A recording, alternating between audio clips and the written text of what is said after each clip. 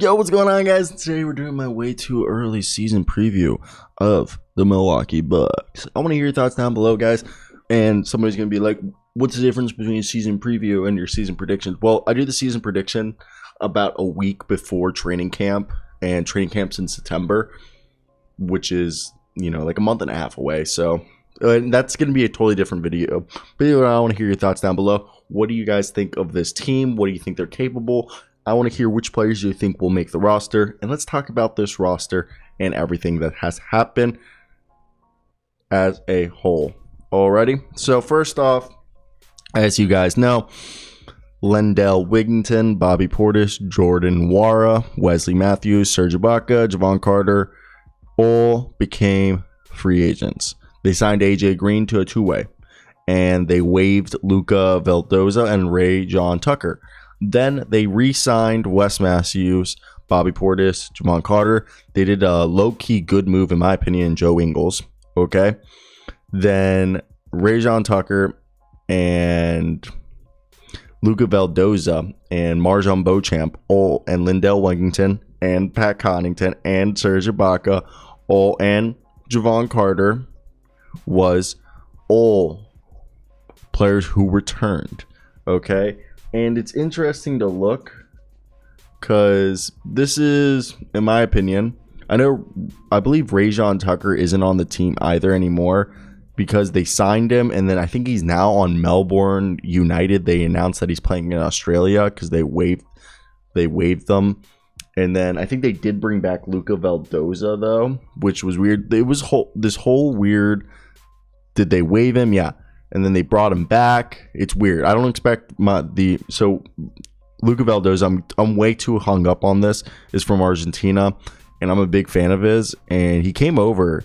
There's been a bunch of Argentine players who came over and have spent barely any time on a team, and then they just leave. It's like they get looked at and they're like, ah. So they brought back a lot of guys.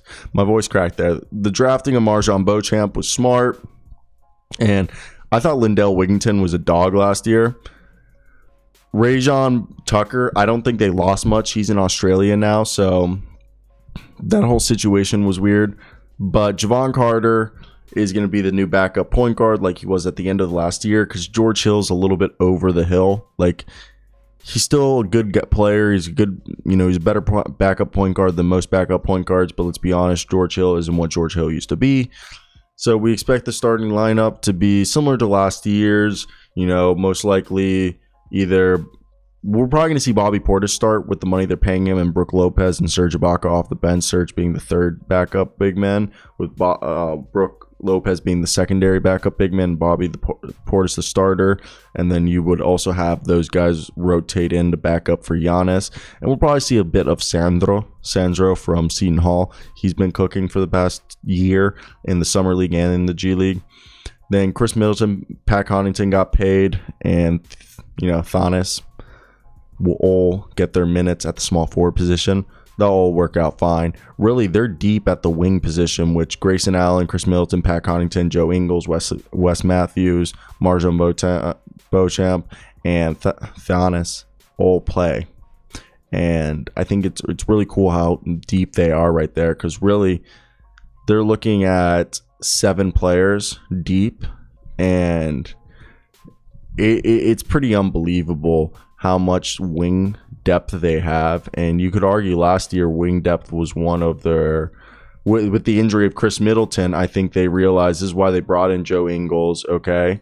And Jordan Nwora hasn't been signed, but I can assure you right now that the Bucks did extend a qualifying offer to our boy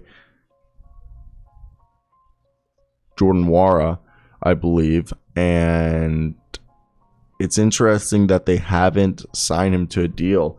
What are your guys' thoughts to the fact that Jordan Nwora hasn't been signed? Okay, and he was a guy last year. He appeared in 62 games last year, 19 minutes a night.